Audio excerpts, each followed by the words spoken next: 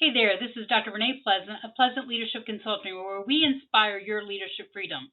Welcome back to another segment in our series entitled Simply Leadership. This week, we're going to talk about, the traits of a weak leader. And hopefully, you don't have any of the traits that we're going to talk about today. And if you're grooming to be a leader, we're going to hopefully groom you not to have any of these traits whatsoever. So let's go ahead and just jump right in and, let's just go. I am a big proponent of cause and effect. And I believe that the traits for weak leaders are a result of a reason for that. And there are several reasons that we see these weak leadership traits, these leadership behaviors. And if you look at your screen right now, one of the or some of the common reasons that we see these weak leadership traits are, listed here. The number one reason is, unfortunately, it's a bad attitude. And it's also because there is this expectation that just knowledge, that's the only reason, that's all that's needed to be a leader. And and then there's just a busyness to the point that people are just inefficient at their job. And trust me, being a leader is a busy job, but you can't let it be that the busyness of the job forces you to be inefficient in your job. No, no, no, no, no, no.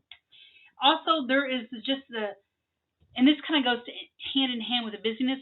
You get so caught up in the to do of your job that you become, lack of knowledge or ignorant of the problems that are going on around you. That is not good. Leaders, you have to have your finger on the pulse of your organization. You have to know what's going on at all times. Failure to do so causes you to become a weak leader. You make poor choices.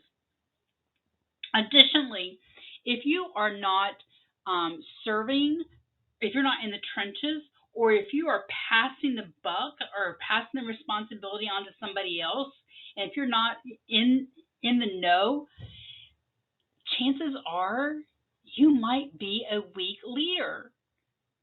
So if any of these sound true to you, there is hope for you.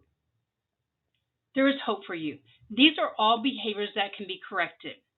Now, if you are a new or aspiring leader, these are also your signals that if any of these things start to happen, or those in your close inner circle start telling you that you are exhibiting these signs, this is your warning. This is the reason why I put the X on the screen. You don't want to be going down this path. You don't want to be labeled as this. You don't want to get so busy or over delegate that you lose sight of what's going on in your organization.